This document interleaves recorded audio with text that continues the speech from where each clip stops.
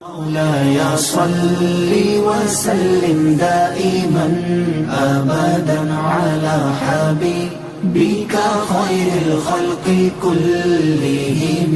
مولاي صل وسلم دائما أبدا على حبيبك خير الخلق كلهم. مولاي صل وسلم دائما أبدا. درود پاک پڑھیں.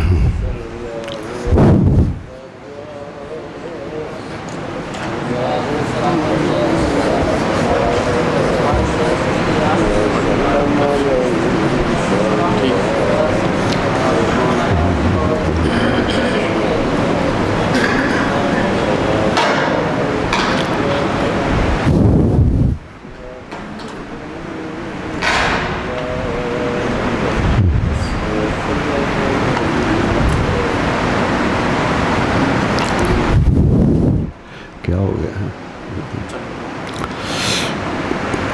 نحمده ونصلي على رسوله الكريم. اما بعد فاعوذ بالله من الشيطان الرجيم. بسم الله الرحمن الرحيم. ربنا وابعث فيهم رسولا منهم يتلو عليهم آياتك ويعلمهم الكتاب والحكمة ويزكيهم. صدق اللہ مولانا العظیم. حضرت گرامی، نبی اکرم صلی اللہ علیہ وسلم کی بعثت سے کئی سال بلکہ 8000 سال کا کہا جاتا ہے کا عرصہ گزر چکا تھا کہ لوگوں میں تذکرہ تھا کہ وہ نبی آئیں گے، کیونکہ حضرت ابراہیم علیہ السلام نے جب کعبہ کی بنیاد رکھ دی تھی تو دعا مانگی تھی. وہ دعا ایسی قبول ہوئی کہ اللہ تعالیٰ نے اس کا ذکر بھی کیا. دعا یہ تھی کہ یا اللہ، میں اپنی اولاد کو بواد غیر ذی زرع ایسی وادی میں چھوڑ رہا ہوں جو جہاں اگتا کچھ نہیں ہے، جو زراعت کے قابل وادی نہیں ہے.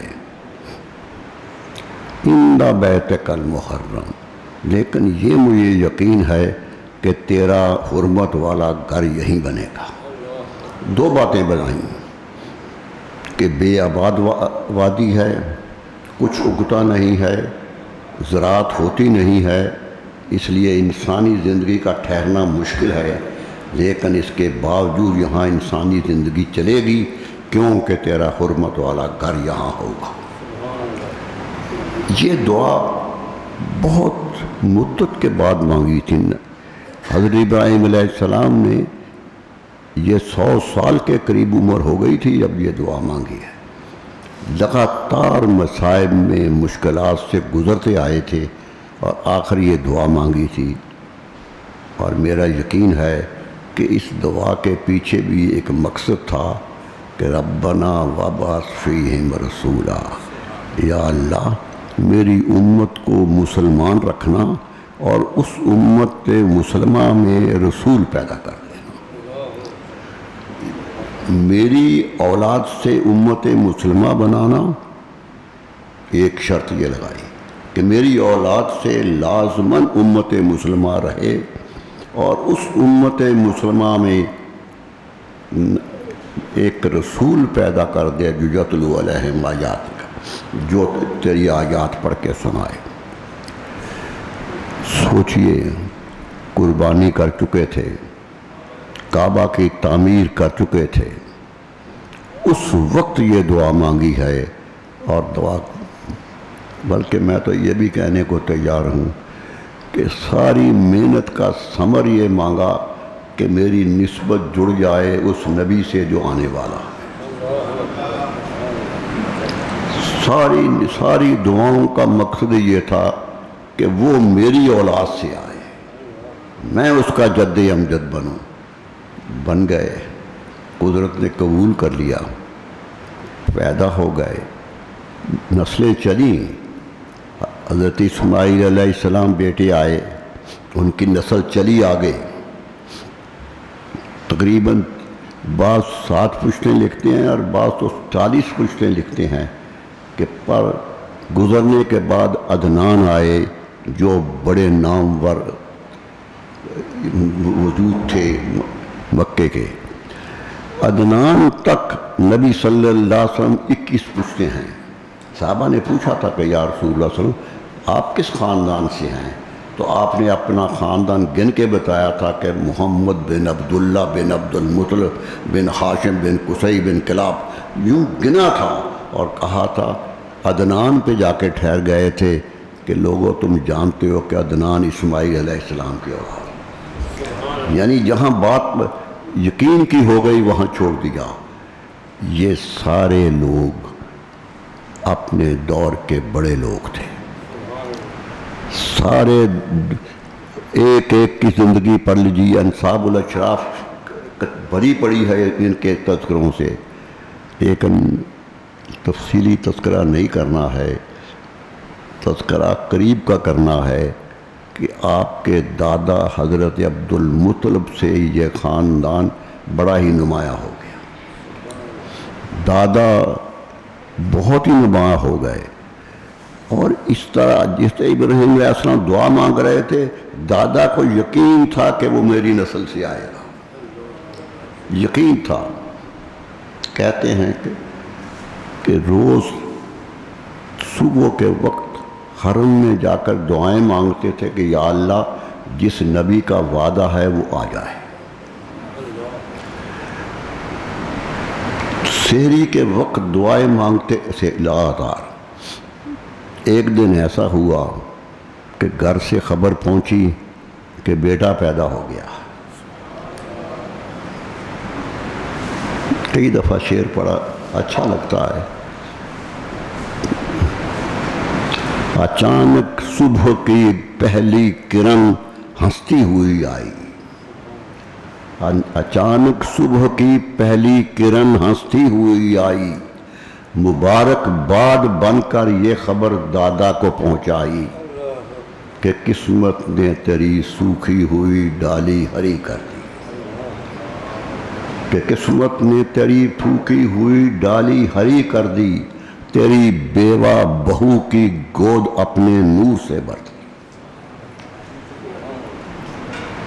دیکھیں کتنا صدمہ ہوا تھا حضرت عبد المطلب کو، دعا مانگی تھی یا اللہ بیٹے دے دو تاکہ میں زمزم کھود سکوں، دعا مانگ کے بیٹے لیے تھے، اور سب سے پیار حضرت عبداللہ سے تھا، اور وہی جوانی میں چلے گئے، شادی ہوئی اور چلے گئے۔ مکے کی بارات مدینے گئی تھی، کیا منظر ہوگا کہ مکے کا دولہا مدینے جا رہا ہے، اور مدینے سے بیاہ کے حضرت آمنہ کو لائے تھے۔ لیکن قسمت کی بات ہے، میں تو کبھی سوچتا ہوں تو حیران ہوتا ہوں، قسمت کی بات ہے کہ مکے کا دولہا مدینے سے دلہن لے آیا تھا، مگر اسے چھوڑ کر خود مدینہ چلا گیا۔ حضرت عبداللہ کی قبر مدینہ میں ہے۔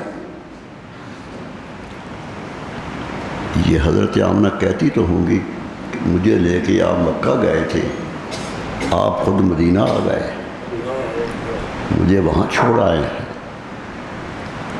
نبی صلی اللہ علیہ وسلم پیدا نہیں ہوئے تھے جب باپ کا انتقال ہو گیا۔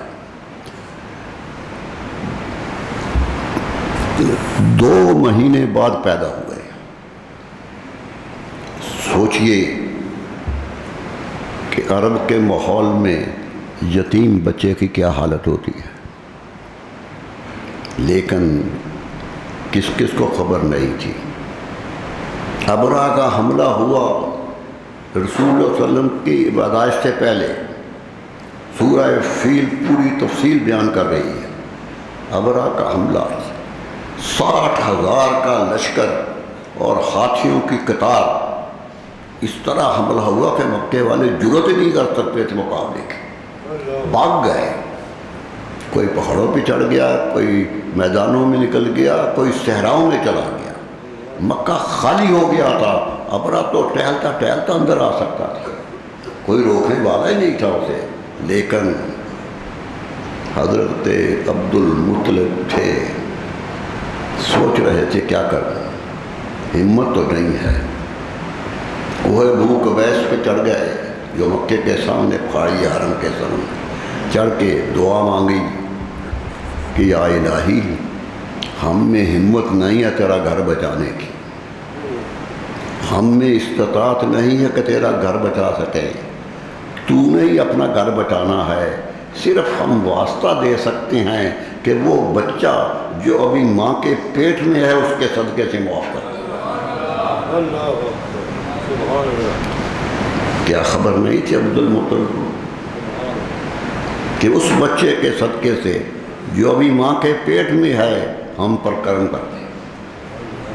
قدرت نے کہا ہوگا کہ عبد المطلب تو نے دعا کا صدقہ ہی ایسا دیا ہے کہ ہم ٹال نہیں سکتے۔ ابابیل کے جھنڈ آ گئے، سارا لشکر اور ہاتھی تباہ کر دیے، کوئی صورت نہیں تھی تباہی کی، تباہی ہو گئی۔ تو میں سمجھتا ہوں حضرت عبد المطلب کو یقین تھا کہ وہ بیٹا آ رہا ہے۔ جب آپ پیدا ہو گئے تو آپ حرم میں تھے، جلدی دوڑ کے گھر آئے۔ حضرت نفیسہ جو مکے کی رہنے والی تھی اور حضرت صفیہ جو آپ کی پھوپھی تھی، یہ دائے کا کام کر رہی تھی، یہ حضرت آمنہ کے پاس تھی کہ بچہ پیدا ہونے والا ہے۔ بچہ پیدا ہو گیا، حضرت عبد المطلب واپس آئے اور آتے ہی کہا بیٹی یہ بچہ مجھے دے دو۔ بیٹی نے کہا ابا جان انتظار کیجئے، ابھی پیدا ہی ہوا ہے، نہلایا بھی نہیں، پاک بھی نہیں کیا، ابھی نہلایا نہیں، پاک نہیں کیا ہے۔ جملہ سنیے حضرت عبد المطلب کا، بیٹی یہ پاک ہی ہے اور پاک ہی آیا ہے، یہ پاک ہی آیا ہے اس لیے دے دو۔ دے کے چلے گئے، حرم کا طواف کرا رہے ہیں، بتا رہے تھے کہ میں حرم کی پاسبانی کے لیے آیا، میں حرم کی حفاظت کے لیے آیا۔ علامہ سیوطی نے لکھا کہ 2 سال کے بعد، ابھی حضور صلی اللہ علیہ وسلم 2 سال کے تھے، حضرت حلیمہ کے پاس بھی نہیں گئے تھے، تو کیا ہوا؟ اللہ اللہ، مکے کے لوگ اکٹھے ہو کے حضرت عبد المطلب کے پاس آ گئے، کہنے لگے سردار مکہ پانی نہیں ہے، ساری جھیلیں بند ہو گئی ہیں، سارے چشمے خشک ہو گئے ہیں، نہ پینے کو ہے نہ کسی کام کے لیے ہے، کوئی انتظام کیجئے، پانی ہو گیا ہے۔ اگر ایسی صورتحال ہو تو حکمران کیا کرتے؟ پانی منگوا لو، جدہ سے منگوا لو، دجلہ سے منگا لو، فرات سے منگا لو، یہی سے نا سورسز کہ ان سے منگاؤ۔ لیکن حضرت عبد المطلب ایسا کچھ نہیں کہہ رہے۔ علامہ شہرستانی کی عبارت یہ ہے کہ امرا ابا طالب ابنہ، حضرت عبد المطلب نے اپنے بیٹے ابو طالب کو حکم دیا کہ جاؤ اندر ان یحضر المصطفیٰ، میرے مصطفیٰ کریم کو لے آؤ۔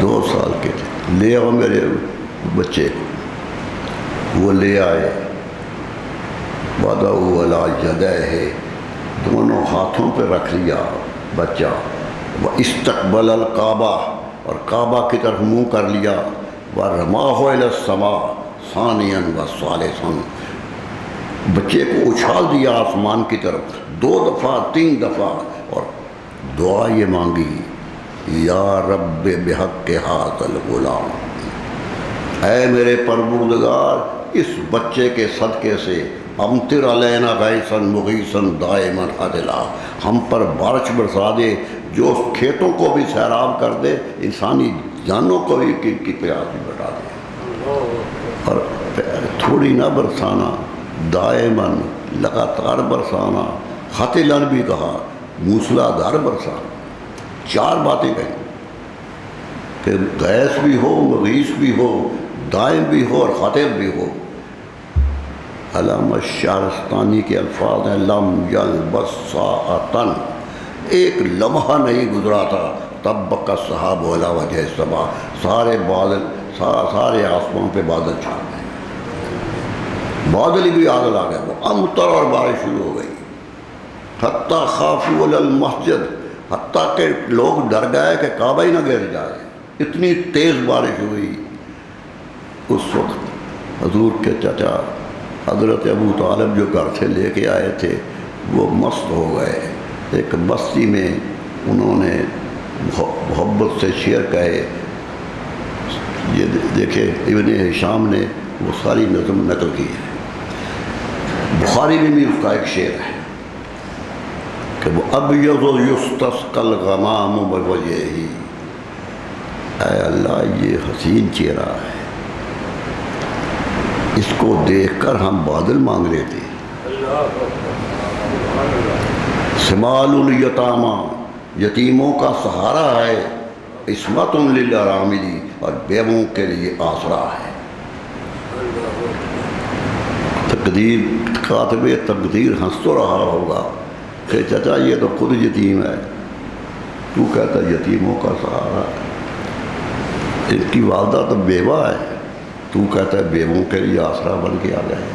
لیکن قدرت کہہ رہی تھی کہ ابو طالب کے زبان سے سچ نکل رہا تھا اور تقدیر کا فیصلہ نکل رہا تھا، وہی ہوا۔ دنیا نے دیکھا کہ وہی زندگی کا حصہ تھا، گزار کے چلے گئے۔ میرے دوستو آئے اس شان سے آئے کہ پہلے بھی بتا کے آئے اور آتے بھی بتا کے گئے اور جاتے ہوئے بھی بتا گئے کہ حیاتی لخیر لکم ومماتی خیر لکم، میرا یہاں زندہ رہنا بھی تمہارے لیے بہتر ہے اور میرا قبر میں چلے جانا بھی تمہارے لیے بہتر ہے۔ یہ ہے منزلت، بہت شان ہے، ان کی شان بیان نہیں کر سکتے۔ علامہ غلام محی الدین قصوری کا شعر ہے جسے لوگ حضرت حسان کا شعر پڑھتے ہیں، حضرت حسان کے نام سے پڑھتے ہیں، غلط فہمی ہے کیونکہ انہوں نے حضرت حسان کا نام لیا ہے۔ قد قال حسان وقولی قولہ، حضرت حسان نے کہا تو میں بھی کہتا ہوں، فی مدح خیر المرسلین محمدی، رسول اللہ کی تعریف میں بھی وہی کہتا ہوں۔ کیا کہتے ہیں؟ تاریخی شعر بن گیا، ما مدحت محمدن بے مقالتی لیکن مدحت مقالتی بے محمدی۔ لوگوں، میں اپنے شعر سے نبی صلی اللہ علیہ وسلم کی تعریف نہیں کر رہا، میں شعر میں ان کا نام لے کر اپنے شعر کو اونچا کر رہا ہوں، میرے شعر کی منزلت بڑھ گئی ہے، ان کا نام آ رہا ہے۔ ہوتا یا نہیں ہوتا؟ کیا ایسا نہیں ہے؟ شاعر کمزور بھی ہو، شاعری میں پورا مشاق بھی نہ ہو، لیکن نعت سننے والے سر دھوندے ہیں۔ محبت جب آ جائے تو پھر ہر چیز اچھی لگتی ہے، ہر محبت کی ہر خواہش اچھی لگتی ہے۔ یقین کیجئے کہ پہلوں نے بھی محبت کی، آپ نے بھی محبت کی، اور صحابہ کرام کی محبت کی تو مثال ہی کوئی نہیں ہے۔ اللہ اللہ، صحابہ کرام کی مثال میں نے پہلے بھی حدیث پڑھی تھی۔ حضرت نبی اکرم صلی اللہ علیہ وسلم نے حضرت صدیق اکبر کو بلایا، فرمایا ابو بکر جب بھی میں کچھ کہتا ہوں کوئی دو، تم سارا مال ہی لے آتے ہو، تم سب کچھ لے آتے ہو۔ حضرت کچھ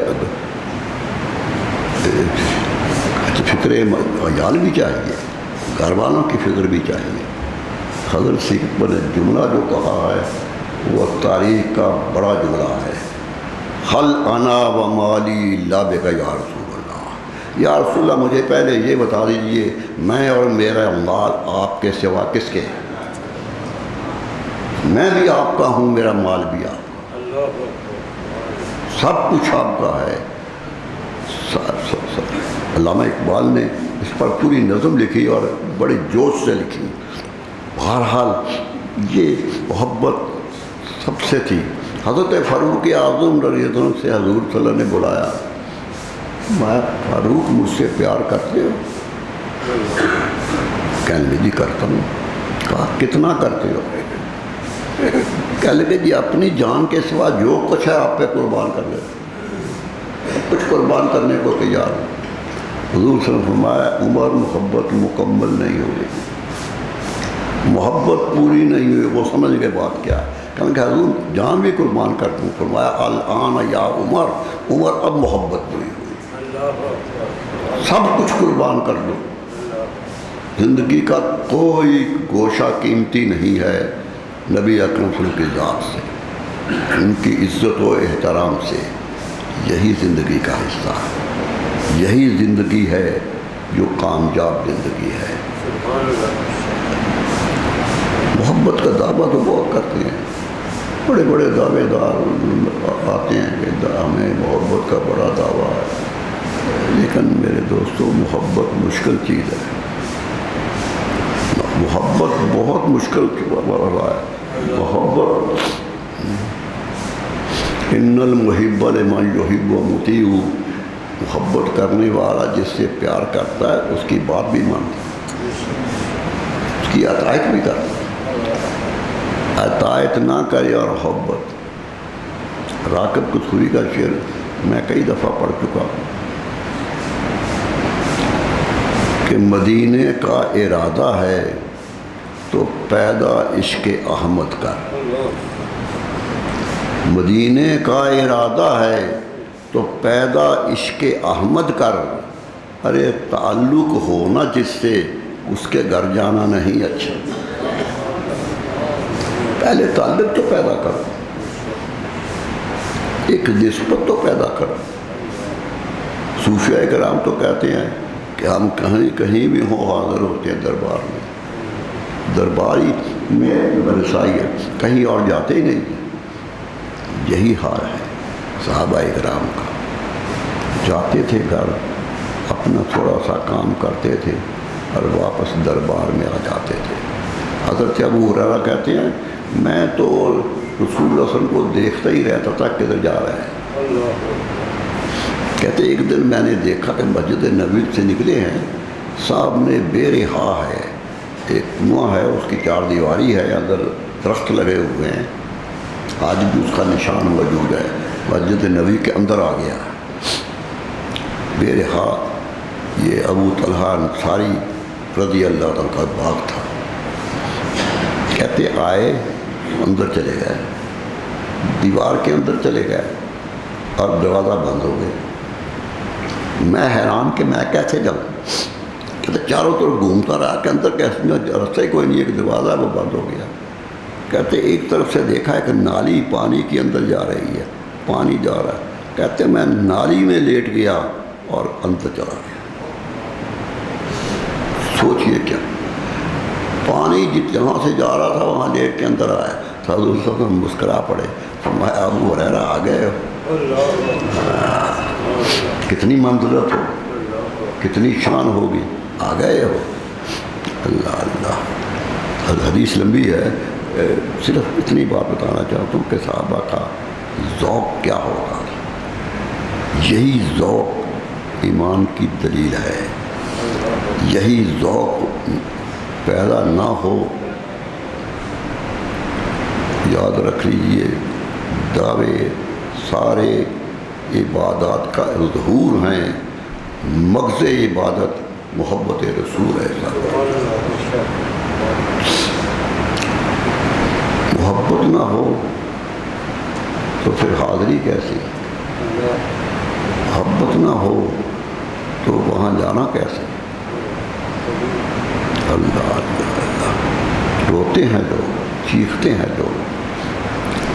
دعا کرتے رہیے کہ حاضریاں نصیب ہوتی رہیں، حاضریاں نصیب ہوتے رہیں، کیونکہ جب تک حاضری مقدر نہ بنے یہ بات بنتی نہیں ہے. اللہ تعالیٰ ربیع الاول کا مہینہ آ رہا ہے، پیدائش کا مہینہ آ رہا ہے. پیدائش کا ذکر کریں گے انشاءاللہ کہ کیسے دنیا میں تشریف لائے اور کون کون تھا جو ساتھ تھا، جس کس نے ساتھ دیا. ایک آخری روایت علامہ سیوطی کی پڑھ کے. علامہ سیوطی کہتے ہیں رسول اللہ صلی اللہ علیہ وسلم پیدا ہوئے تو پوچھا گیا کہ کیسے پیدا ہوئے؟ کہنے لگے مختون پیدا ہوئے، ختنہ پہلے ہی ہوا اور ناف پہلے ہی کٹی ہوئی. آج حکیم کہے گا کہ ناف نہ ہو تو بچے کو رزق نہیں ملتا. قدرت کہہ رہی ہے کہ میرا بچہ رزق کا محتاج نہیں ہے، میرا رسول کسی رزق کا نہیں ہے، سب کچھ ان کے ہاں ہے اور وہی ہے. علامہ سیوطی نے تو اس پر بڑی بحثیں کی ہیں، سارے ہی مورخین لکھتے ہیں. لیکن میرے دوستوں بات اتنی ہے کہ ان کی زیارت کو اپنا وظیفہ بنایا جائے. پڑھتے رہیے ان کا نام، ہر روز ان کے بارے میں درود پڑھیے، سلام پڑھیے، یہی کامیابی ہے. اور پھر یقین رکھیے کہ وہ بلا بھی دیں، بلاتے ضرور ہیں. جب کسی کو پسند کر لیتے ہیں تو بلا لیں. یہ تو زندگی کا اصول ہے اور لوگ جاتے بھی ہیں. اسباب نہیں بھی ہوتے تو جاتے. آخری بات کہہ رہا تھا، غلام علی آزاد بلگرامی کہتے ہیں یہ ہندوستان کا بہت بڑا شاعر ہے. 7 دیوان ہے عربی کے اس کے، ایک نہیں، عربی میں 7 دیوان. نظام حیدرآباد دکن کے پاس ہوتا تھا. ایک دن نظام نے کہا آزاد ہر وقت مدینہ مدینہ کرتے رہتے ہو، جاتے کیوں نہیں؟ چپ ہو گیا. کہا جاتے کیوں نہیں ہو؟ دور مشکل ہے. کہا کیا؟ دور پیسہ نہیں. اس زمانے میں بحری جہاز پہ سورج سے جانا پڑتا تھا، لمبا سفر تھا، پیسہ نہیں ہے. کہا پیسہ نہیں ہے تو چلو میرے ساتھ سودا کرو، آج رات 10 شعر میری تعریف میں لکھو، میں تجھے مدینے بھیج دیا. آزاد کہتے ہیں بڑے خوش ہوا. کہتے میں تو ہزاروں شعر لکھتا تھا، 10 شعر تو کوئی بات ہی نہیں تھی لکھ دینا. کہتے رات خوشی خوشی قلم کاغذ لے کے بیٹھا کہ 10 شعر لکھنے ہیں. کہتا ساری رات بیٹھا رہا، ایک شعر بھی نہیں لکھا. صبح پریشان آیا دربار میں. نظام نے مسکرا کے کہا بلگرامی جو لکھا ہے سناؤ. کہا حضور لکھا نہیں گیا. تو یہ کیسے ہو سکتا؟ فارسی کا بھی شاعر، عربی کا بھی شاعر. کہا حضور اصل وجہ یہ ہے کہ جب بھی کاغذ پر قلم رکھ کے لکھنا چاہتا تھا تو نعت کا شعر سامنے کھڑا ہو جاتا تھا. ارے اتنی بلندی کے بعد اتنی پستی. ان کی تعریف کرتے کرتے کدھر جا رہے ہو؟ نظام نے تخت سے چھلانگ لگائی اور گلے لگا دی. میں نے کہا بلگرامی میں بھی اپنی تعریف سننا نہیں چاہتا، تیرے عشق کا امتحان لینا چاہتا. جاؤ مدینہ منورہ پیدا کرو. 2 سال مدینہ منورہ، 3 دیوان اس کے مدینہ منورہ کے لکھے ہوئے ہیں. واپس آیا کچھ ملا. نظام نے کہا کچھ لکھا ہے تو سناؤ. یہ بہت لکھا. کہا ایک شعر سناؤ. سنیے ایمان کی کون سی منزل پر کہہ رہا، غبار و حل محسوس و فوق ہوائے. نظام مدینے کے اوپر جو گرد اڑتی ہے نا، نظر آتی آنکھوں میں پڑتی ہے گرد ہے، یہ گرد نہیں ہے. غبارها المحسوس فوق هوایا کوہل الیقین لمقلۃ المترددی. اگر مدینے کی عظمت کا شک ہے تو اسے آنکھ میں لگاؤ، یہ یقین کا سرما ہے. یہ خاک یقین کا سرما ہے، آنکھوں میں لگاؤ. میرے دوستو محبت کرو، محبت ہی ساری کامیابیوں کی بنیاد ہے. وآخر دعوانا مولاي صل وسلم دائما أبدا